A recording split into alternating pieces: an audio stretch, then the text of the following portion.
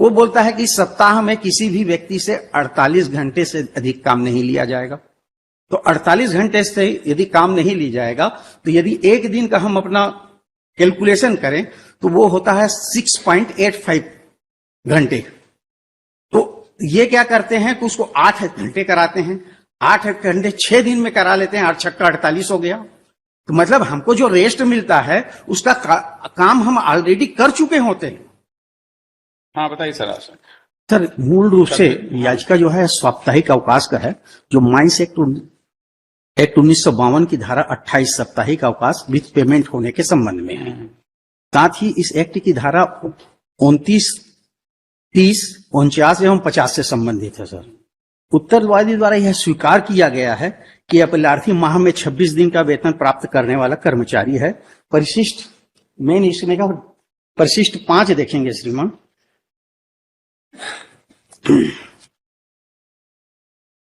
उपरोक्त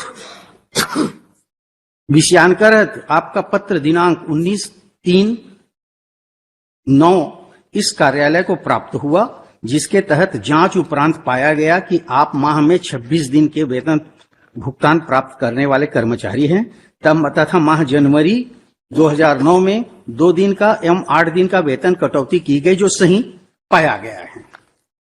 ये जो इन्होंने पत्र इशू किया सर, ये परिशिष्ट 3 देखेंगे सर। इसमें क्या हुआ था कि स्ट्राइक में है कह के हमारा 2 दिन का पेमेंट काट दिया था और 8 दिन का पेनाल्टी काट दिया था। उसी के कैलकुलेशंस की बात है सर।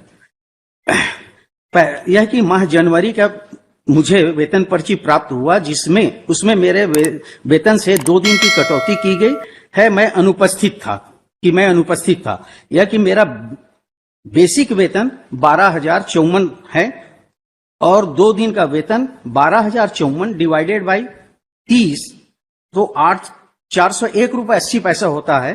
तो 803 रुपए 60 पैसे कटना होता है। मेरे बेसिक 12,054 803 रुपए घटाने पर मेरा बेसिक 11,250 रुपए होना चाहिए, किंतु मेरे पेमेंट पर्ची में मेरा बेसिक 11,126 रुपए दिया गया है। इस प्रकार गलत ढंग से गणना की गई है। से थर्ड पोर्शन में सर यह कि प्रबंधन तंत्र को यह मानकर कि मैं हड़ताल में था, मेरे वेतन से 8 दिन का वेतन भी अलग से काटा गया, इसे भी गलत ढंग से काटा गया। मेरा वेतन बेसिक एसडीए वीडीए मूल रूप से 12,054, 216.37, 6,111.37 टोटल होता है 18,381.74 रुपए। इस प्रकार से 18,381.74 डिवाइडेड बाई 30 करने पे 612 रुपए 72 पैसे आता है। इसका 8 दिन का यदि वेतन भी कटौती किया गया है तो 4,901 रुपए 79 रुपए होता है, किंतु मेरे पेमेंट से 5,656 रुपए की कटौती की गई। ये हमने उनको पत्र लिखा था कि आपने क्या नाम से जो काटा है वो गलत काटा है। तो उसके आधार पे ही इन्होंने क्या नाम से परिशिष्ट 5 कही कि आप माह में 26 दिन का वेतन प्राप्त करने वाले कर्मचारी।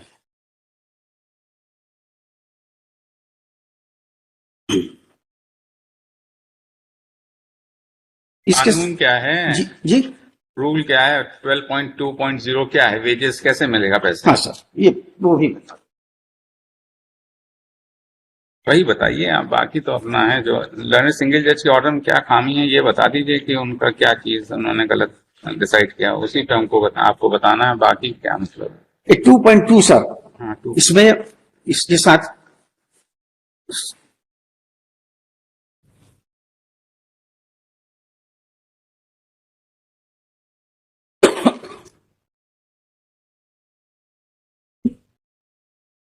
मैं इस किताब से बोल देता हूं सर, किताब में भी लगा हुआ है। हाँ बता दीजिए, ऑर्डर में भी कोटेड है जी।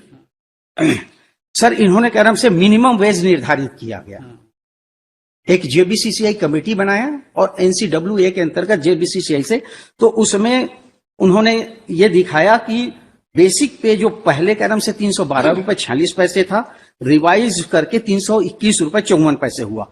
इसी को मंथली में कन्वर्ट करके वो बोलते हैं कि जो पहले 5,550 रुपए था वो 8,360, और इसका जो टोटल है सर वीडीए अगर जो सब मिला करके वो टोटल होता है सर मैं जो रिवाइज हुआ उसी को बोल देता हूं। 359.46 एक दिन का और 9,346 रुपए 6 पैसे का। इसको क्या नाम से मल्टीप्लिकेशन करेंगे सर तो 26 दिन में ही महीने का वेतन बनता है।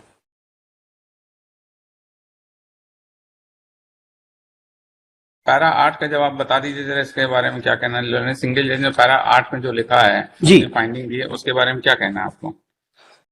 क्या फाइंडिंग गलत है? ऑर्डर के पैरा इम्प्यून ऑर्डर के पैरा 8 में, इम्प्यून ऑर्डर की पैरा 8 में देखिए, ये इन्होंने क्या नाम से वो जो रिप्लाई इन्होंने दिया था, सप्लीमेंट्री जो रिप्लाई दिया उसमें टोटल चेंज कर दिया। और उन्होंने कहा कि क्या नाम से ये वेज बोर्ड की जो तेरा चैप्टर 12 के ऊपर ये आ रहे हैं। जी जी जी, वो बोलता है सर चैप्टर 12 में ways for weekly day of rest worker in the mine of the establishment govern by the mines act और फैक्ट्री एक्ट। आप मंथली पेड एम्प्लॉय थे कि नहीं थे? मंथली पेड है तो फिर तब तो फिर वही एप्लीकेबल तो हो ही जाएगा फिर आप जी।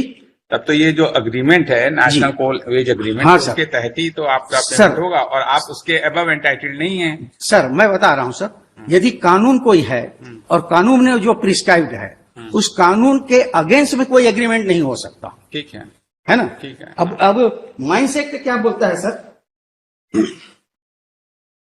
माइंस एक्ट में सबसे पहले मैं वीकली का ये पढ़ देता हूं सर। सप्ताह से शनिवार की रात्रि को या ऐसे अन्य रात्रि को जो मुख्य निरीक्षक या किसी निरीक्षक द्वारा किसी विशिष्ट क्षेत्र के लिखित रूप से अनुमोदित किया जाए, मध्य रात्रि को प्रारंभ होने वाली 7 दिन की कालावधि से अभिप्रेत है। धारा 28 बोलता है सर, किसी भी व्यक्ति को खान में किसी एक सप्ताह में 6 दिन से अधिक काम करने नहीं दिया जाएगा। अब उसके बाद सेक्शन 50 बोलता है छुट्टी की परिभाषा क्या है? साप्ताहिक विश्राम दिन अथवा उत्सवों के लिए या अन्य ऐसे अवसरों के लिए अवकाश दिन इस अध्याय के प्रयोजन के लिए छुट्टी के अंतर्गत नहीं आते, चाहे वे छुट्टी कालावधि के दौरान हो या उसके ठीक पहले या बाद। ये जो एग्रीमेंट बोल रहे हैं सर, इसमें कहीं पे भी नहीं लिखा है कि साप्ताहिक अवकाश का पैसा नहीं देना है, क्योंकि माइंस एक्ट को ओवर रूल नहीं कर सकते। जो ये बोल रहे हैं कि उस दिन यदि हमको काम पे बुलाएंगे तो हमको डबल वेजेस देंगे, यदि हम ऑलरेडी रेस्ट कर रहे। अब वीकली जो सेक्शन 30 जो बोलता है सर, वो बोलता है कि सप्ताह में किसी भी व्यक्ति से 48 घंटे से अधिक काम नहीं लिया जाएगा। तो 48 घंटे से यदि काम नहीं ली जाएगा तो यदि एक दिन का हम अपना कैलकुलेशन करें तो वो होता है 6.85 घंटे। तो ये क्या करते हैं कि उसको 8 घंटे कराते हैं, 8 घंटे 6 दिन में करा लेते हैं, 8 छक्का 48 हो गया। तो मतलब हमको जो रेस्ट मिलता है उसका काम हम ऑलरेडी कर चुके होते हैं और इन्होंने इसको गलत। Yes, what you have to say, Mr. My lord. What you have to say? My lord, applicant is Right. as per the national. No, what he is arguing, reply to that the provision which is hammering कि हमको जो छुट्टी का अवकाश देते हैं उसके पहले ही वो काम करा लेते हैं, तो उसका पेमेंट क्यों ना दिया जाए? This is what his argument is. In argument, first time he is taking this. For first time, he has not 6 taken. hours, 51 minutes. The first time he is taking. Has he not pleaded before the No. writ court? Sir not sir लिखित hours. में पहले भी दे चुके हैं। नहीं, writ court में आपने ये पॉइंट उठाया था? यस सर, उठाया था। कहाँ है? कहाँ है? Where is that? Where is that? Where is the Sir, hours का आपकी प्लीडिंग्स कहाँ है? आपकी प्लीडिंग्स कहाँ है जी। ये इस बात? Hours का नहीं है। जी जी सर। इसकी प्लीडिंग्स कहाँ है? इसका आपने वो कहाँ लिख रखा है? गवर्नमेंट कहाँ रखा है मिस्टर सीमा हैं? रिजाइंडर में करा दिए थे। तो रिजॉइंडर में थोड़ी ना होता है सर, रिजॉइंडर से थोड़ी ना होगा। तो अपनी प्लीडिंग तभी तो उनका रिप्लाई आएगा ना। हाँ सर, प्रारंभिक आपत्ति था और क्या नाम से रिजाइंडर था सर। ये पेज नंबर 4 का सर। देखिए, ऐसा है जब ट्वाइस पेमेंट होता है तो उसका माने ये है कि आपको वो जो अवकाश है उसका भी पेमेंट आपको दिया जाना जी जी है ना जी। तो दैट इज, तो फिर वो जब है लिखा नेशनल क्या कोल वेजेस एग्रीमेंट जो भी है, तो उसने तो इन सब चीजों का ध्यान रखते हुए ही वो एग्रीमेंट बना है, ऐसा तो नहीं। और उससे फिर अबव कैसे हो सकता है? सर अभी मैं उस पर भी आऊंगा, पहले इस चीज को पूरा कर देता हूँ, है ना। उसके बाद कांडिका 16 सर, यह कहना सही है सभी कर्मचारियों को जो डेली वेजेस और मासिक आधार पर कर्मचारी है उन सभी को माह में 26 दिन का वेतन दिया जाता है। यह कहना सही है कि सभी कर्मचारियों को माह में 4 दिन का वेतन नहीं दिया जाता। यह कहना सही है कि सप्ताह में 48 घंटे किसी भी कर्मचारी से काम कराने के लिए निर्धारित है। On the day of, चलिए ठीक है, 4:30 ऑर्डर देख लीजिएगा जी 4:30 बजे ऑर्डर देख लीजिएगा। सर मेरा भी पूरा, आप वो जेबीसीसीआई के ऊपर भी जो कलम से एग्रीमेंट का बोल रहे हैं वो एग्रीमेंट इलीगल एग्रीमेंट है। ठीक है, वो एग्रीमेंट आपने चैलेंज किया है क्या? हाँ, कहाँ चैलेंज? वो ये तो नहीं, उस एग्रीमेंट की वो नहीं सर, व्हिच हैज बीन है एनसीए का, it is contrary to the law, कहीं चैलेंज है क्या? देखिए सर वहां पे क्या है, इन्होंने इस बात को यहाँ सप्लीमेंट्री में उठाया, मैंने सप्लीमेंट्री में जवाब दे दिया। उस जवाब में मैंने कलम से लिखा कि कलम से ये कलम से वैध एग्रीमेंट नहीं है, और जिनसे एग्रीमेंट किया है वो नॉन जुरिडिक्स पर्सन है सर। मैं वोट करना चाहूंगा सर। हाँ, 1993 एससीसी नागपुर पैरा 5 नोट कर लेना भाई। ठीक, पैराग्राफ 5 सर, पैरा 5। हाँ, कहाँ है वो order? Bombay high court, para 5 ji. An interest in the interesting question does arise this appeal of the for determination determination and that the question is related वाला portion आप वो लाइए जो रेलिवेंट है पोर्शन। ये वहां पे स्वीकार कर रहे हैं कि ये रजिस्टर्ड यूनियन, आर्गूमेंट के समय स्वीकार कर लिया कि हम रजिस्टर्ड ट्रेड यूनियन नहीं है। इनका जो कलम से जो बीसीसीआई जो बोल रहे हैं जिसके ऊपर ये पूरा जोर दे रहे हैं सर, इसमें यही फेडरेशन लोग हैं और ये कोई भी रजिस्टर्ड नहीं है। और यदि मान लो कोई एग्रीमेंट होता है सर, इंडस्ट्रियल डिस्प्यूट यदि कोई आता है, क्योंकि इन्होंने मामला क्या नाम से उठाया वो सप्लीमेंट्री इसमें उठाया, इसके पहले उन्होंने नहीं उठाया था, इसलिए हम उस बात को क्या नाम से इसमें लिए नहीं थे। लेकिन सप्लीमेंट्री जब रिप्लाई दिया तो हमने उठाया और तर्क में भी उठाया, वो चीज एंट्री नहीं हुआ है। तो ये जो एग्रीमेंट है ये यदि मान लो आईडी एक्ट सेक्शन 18 के अंतर्गत होता तो एक सुलह अधिकारी होता, यहाँ पे सुलह अधिकारी नहीं था। यदि सेक्शन P2 के अंतर्गत होता तो वहां पर भी क्या नाम से यूनियन बाहर है। फिर यदि सेक्शन 2 देखेंगे सर, तो यहां पे यदि ये एग्रीमेंट होता दो पक्षों के बीच में, और ये जो बोल रहे हैं कि ये जो है विदाउट भारत सरकार के नोटिफिकेशन के हुआ, ये अपने से एक जेबीसीसीआई बना लिए और अपने से कर लिया, कोई अप्रूवल नहीं। यदि ये अप्रूवल रहता आईडी एक्ट के अंतर्गत, यदि समझौता होता तो सेक्शन 17 देखेंगे सर, सेक्शन 17 जो है, तो ये कोई भी एग्रीमेंट होगा तो वो नोटिफाई होगा राजपत्र में। ये जो है कहीं पर भी कोई नोटिफिकेशन इसका नहीं है। यदि नोटिफिकेशन अभी इसके इन्होंने अपने प्रम्बल में लिखा सर कि हम ये जो एग्रीमेंट कर रहे हैं ये 15 केवल डेट दे रहे हैं, कोई लेटर कोई नोटिफिकेशन कुछ नहीं है। ये लिख रहे हैं 15 अगस्त 1967। इसके पहले इन्होंने अपने पहली बार इन्होंने इस चीज को रेस किया था अपने। अब ये जो चीजें आप बहस कर रहे हैं ये रेड कोर्ट में तो बहस हुई नहीं, ये तो फॉर द फर्स्ट टाइम वहां पे देखिए ऑनलाइन हुआ था और वहां पे प्रॉपर बहस नहीं। तो ऑनलाइन हुआ था या ऑफलाइन हुआ था इसका तो हमें नहीं है ना। कोरोना के समय हमारे सामने तो जो सिंगल जज ने लिख के दिया है उसी की हम को टेस्ट कर सकते हैं। नहीं, अब आप ये कह रहे हैं कि ये सब चीजें तो ऑर्डर में है नहीं, तो अगर ज्यादा से ज्यादा तो you can file a review petition if you want, if there were on record and that was not considered, तो यू शुड आपको रिव्यू पिटीशन फाइल करिए अगर आपको इस तक की बात है। वो तो नहीं, जो भी ये कह रहे हैं ये सब चीजें for the first time argument कर रहे हैं, तो उस पर तो कोई फाइंडिंग है नहीं। तो उन्होंने तो बस लिख दिया कि नेशनल कोल एग्रीमेंट के तहत इनका केस नहीं बनता है। तो that is what now he saying that national coal agreement वो कॉन्ट्ररी टू लॉ है। तो वो सब तो कुछ इन्होंने चैलेंज नहीं किया वहां पर, उस पर कोई फाइंडिंग नहीं था। How can we entertain all these things? Mister Saraf, if you अगर आप चाहें तो अगर देखिए आप उसमें रिव्यू फाइल कर लीजिए, क्योंकि देखिए ये सब चीजें जो आप बहस कर रहे हैं वो जरूर आप कह रहे हैं कि इन्होंने सप्लीमेंट्री में लाया और आपने उसको उस तरह से जी। रिजॉइंडर दिया और आप यहाँ हमारे सामने for the first time. Learner single जज का कोई भी फाइंडिंग इस बाबत नहीं है। उन्होंने the plain and simple national सर कोल अब एग्रीमेंट के तहत ऐसा है सर, ऑर्डर उन्होंने किया है हाँ, हाँ। ना रिजर्व करके। मैंने रिटर्न मैं यहाँ पे रिटर्न जो दिया हूँ, मैं इसके साथ में जो अटैच किया हूँ सर, क्या रिटर्न आपने दिया? रिटर्न क्या दिया आपने? हाँ ये रीट अपील में, रिट अपील दीजिए, रीट अपील के page number 15, supplementary reply. Supplementary reply. इसके साथ में हमने रिटर्न भी दिया था, उसको कहीं पर भी ना तो हमारे सप्लीमेंट्री रिप्लाई का कोई उल्लेख है और ना ही हमारा रिटर्न आर्गूमेंट का उल्लेख है सर। अब यहाँ पे ये कहना बोल रहे हैं कि जो JBCCI है उससे हम समझौता करते हैं, लेकिन श्रम न्यायालय में इन्होंने कदम से हमने बाद में उसको पेश किया था आपत्ति लगने के बाद। अब यही है ना कि अगर, इसीलिए मैं आपसे ये कह रहा हूँ ना कि अगर आपका कोई भी कंटेंशन जो था जो रिकॉर्ड पे था and that was not considered by the learned single judge, then you have a remedy that you can file and get the order reviewed. In the light of that, your submissions, he can see to it what if your contention is correct, then he will pass appropriate orders. Otherwise, no. तो आप कहने से उसको ये करने से सब paper तो पूरे हैं सर, आप उसको भेज दीजिए।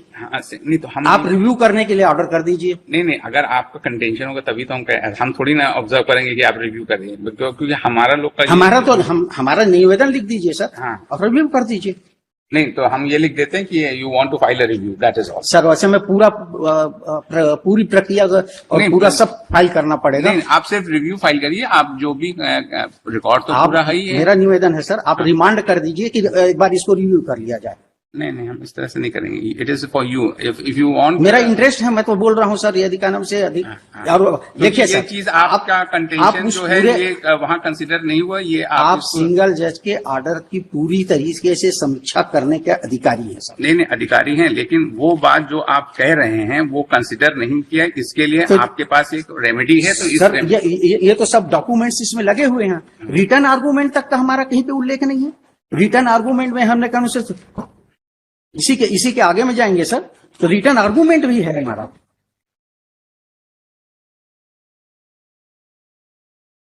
रिटर्न आर्गूमेंट पेज नंबर 27 से लेके 31 तक का सर, इसमें हमने तमाम एक्ट की रिफरेंस दिए हैं। इसमें इन्होंने कंसीडर नहीं किया sir AIR 1960 Allahabad 2724। In the learned counsel, the petitioner in person has vehemently submitted that the submissions which he has raised in his क्या है जी, rejoinder affidavit, supplementary rejoinder affidavit, wherein he has made several contentions, has not been considered by the learned single judge. A copy of the same has been annexed with the memo of appeal. Yeah, 15.